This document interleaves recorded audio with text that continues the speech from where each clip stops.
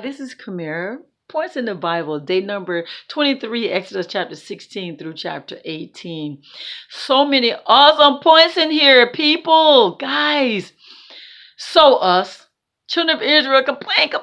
They're so ungrateful. They put burdens on the leaders and everything, expecting the leaders to be their God, their provider in everything. So you had the children of Israel as they're journeying in the wilderness. They get hungry and they start complaining about the Moses and Aaron brought them out there to starve, and they remember when they used to like lay around and eat well in Egypt. Isn't it something how people twist the way it used to be? Guys, Moses and Aaron was not their supplier, was not their provider. Their provider is with God, and Moses basically told them, why are you guys, your complaint is with God, not with us. Remember, God gave them instructions to do what they did. They were just the leaders to help guide them. But it is God, the one who told them what to do. They were just helpers. And so that's what we got to remember, guys. Our leaders are just helpers of God to help guide you. That's it, to lead you. Your complaint is with God. Any situation that you're having, take that complaint to God. And Moses said, and God said he heard the complaints. It's so easy to complain to other people about your situation. Complain to God. Complain to God. Yeah. Complain to God. Your complaint is with God. So God said he heard their complaints, and he's sending them, he's raining down bread for them. They later call it manna. And he gives them instructions. He's going to get them quail that night and then manna that next day. Don't have any leftovers.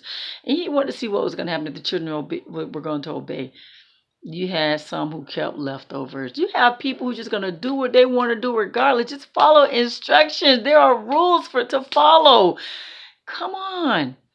Imagine if every married man and every married woman, let's say every married man, every married woman decided to be obedient God's way and not have sex outside of marriages.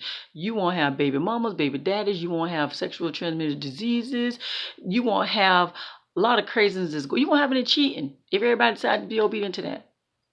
If men and women decided to wait till they were married to have sex, you won't have that mess going on either. You know, if the people didn't steal, we wouldn't have those problems like we have now. We're still in it. It's just craziness. So he says, do not have any leftovers. You have people who want to do what they want to do.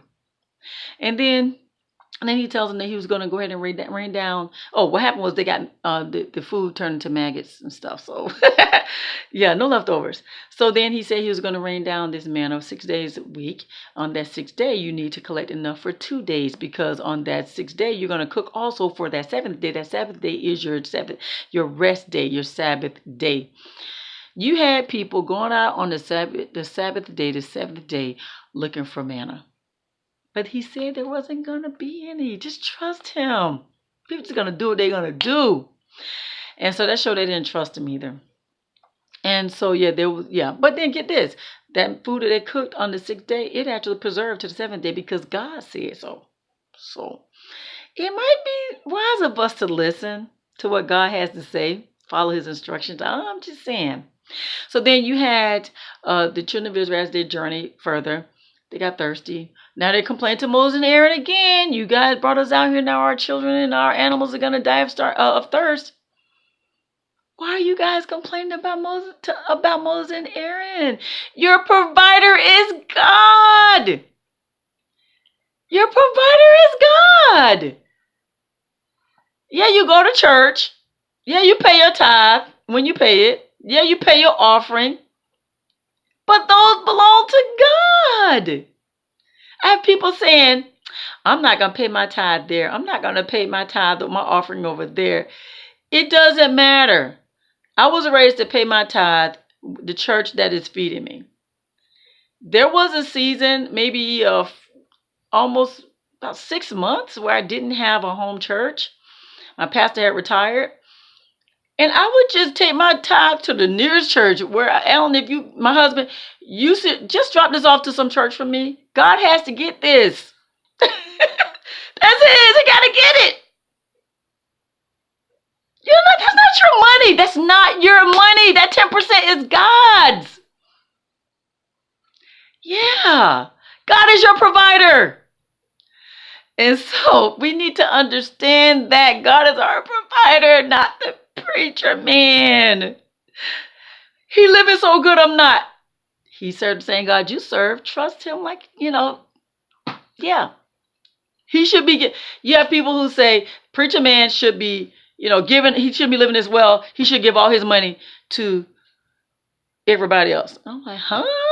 He worked for the richest being. He works for the richest being. Are you serious? Yeah. Trust God. Don't trust the pastor or the leaders. No, that's their walk. Your walk is to trust God. Like it was their walk to trust God. Just saying, I know. They've complained about Moses and Aaron. Moses and Aaron said, your complaint is with God. So they strike the rock and they give them water. Malachites, they fight against the children of Israel. This is where Joshua comes into play. Moses tells him to go and gather some men and let's battle, right? Moses raises his staff. Children of Israel are winning. Staff goes down. The staff of God goes down. The Amalekites are winning. He had Aaron and Ur. They assisted him. When his arms got tired, they helped lift his arms. And the children of Israel, they won the battle. There's so much there. Guys, there's strength there. They're helping the leader. They're helping the leader. Any team you're on, you want to help out. Be a contributor, not a complainer, not a fault finder. Do what you can to help out. I'm just saying. Then you had Jethro, the father-in-law of Moses, who came to visit Moses. He is a priest as well, priest of Midian. He observes Moses' work. Moses working from sun to sundown, hearing people complaints, judging them. This man tell Moses, you and Israel, y'all gonna burn yourselves out. You can't continue doing this. He gives them some advice, awesome advice. And yeah, so he has his people who help him out, and Moses to hear the complaints of the serious matters. Just like in the real work world, you have people, or corporate America, you have your CEOs, you have your, the presidents, you have those people, the managers, supervisors, you have those people, and crew leaders, those type of people. And the bigger issues, they go to the top. Same thing in a church. You have your leaders, you have, people who the pastors place over certain areas, and leaders over certain areas, and they handle the top. So just like Jethro say, you will burn yourself out listening to people day and night like this. Only handle the stupid. And he told him his job should be to teach them, and only handle the heavy matters. So guys, that's food for thought when you're thinking about your pastor, when your pastor can't be easily and readily available to you. I'm just saying, hey, that's scripture. But there's so many points here, guys. I go on and on. I absolutely love Exodus. It shows us, it tells us what we shouldn't be doing. Yeah. And it shows us God's character. I absolutely love it. But if you have any points you'd like to add, please place them in the comments. Yeah, guys, points in the Bible, day number 23, Exodus chapter 16 through 18. You have a God-filled blessed day.